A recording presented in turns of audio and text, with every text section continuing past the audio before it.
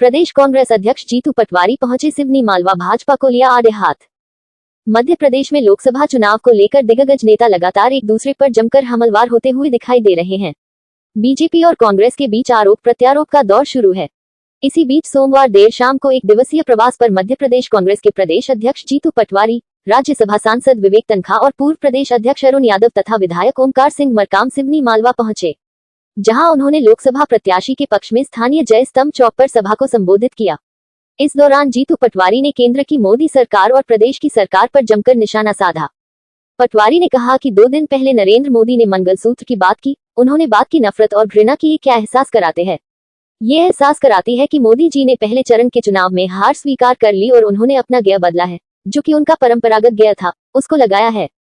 सबका साथ सबका विकास भूल गए। मोदी परिवार 140 करोड़ का है, उसको भूल गए। उन बहनों के मंगलसूत्रों की बात नहीं की जो कोविड में बहनों ने खोए। उन्होंने उस मंगलसूत्र की बात नहीं की जो पहलवानों ने उनके ब्रजभूषण के खिलाफ लड़ाई लड़ते हुए बात की।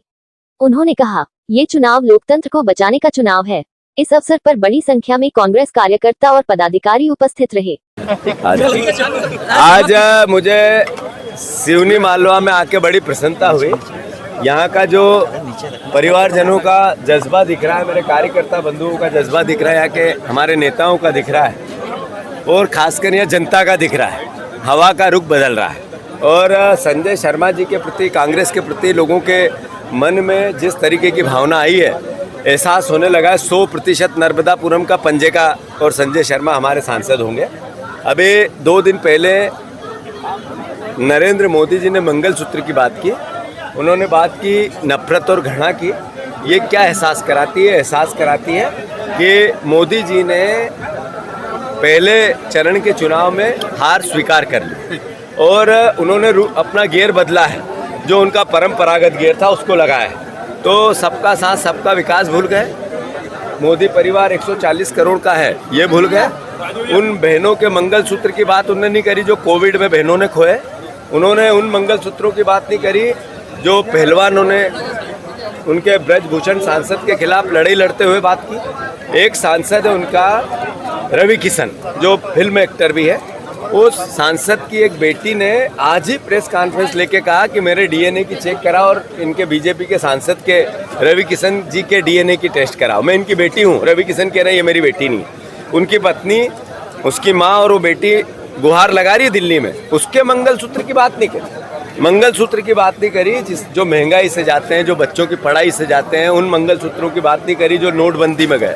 मंगलसूत्र की बात झूठ और घृणा और पाखंड की करी, जिसकी सार्वजनिक रूप से सबने निंदा करनी चाहिए। चुनाव लोकतंत्र को बचाने का चुनाव, ये चुनाव पत्रकारों की कलम को बचाने का चुनाव, उनकी लेखनी को बचाने का चुनाव, उनके विचार के आदान प्रदान और संवाद को बचाने का चुनाव। ये चुनाव वोट के मत के अधिकार को बचाना। आप तो ये बताइए, मैं अनुरोध करता हूँ सिवनी मालवा की और होशंगाबाद की सभी परिवारजनों से, यह आरक्षण को बचाने का चुनाव है। आप सब इस पे कांग्रेस पार्टी पे भरोसा करें। धन्यवाद। कांग्रेस मुक्त भारत 400 पार 400 पार है, क्यों कहना पड़ रहा है?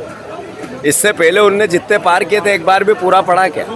ये भ्रम, झूठ, पाखंड और अलग तरह का माया जाल से जितना चाहते, काम से नहीं। क्यों 400 पार? क्या गेहूं के दाम दे दिए? क्या धान के दाम दे दिए?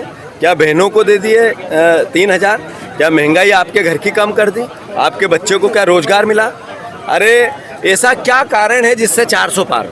अरे इस देश में हर घर यातना है और फिर भी 400 पार? यानी क्या समझे इस भावना को? झूठ और पाखंड का अंत होने वाला है। इनका बेड़ा, इनका भांडा फूटने वाला है।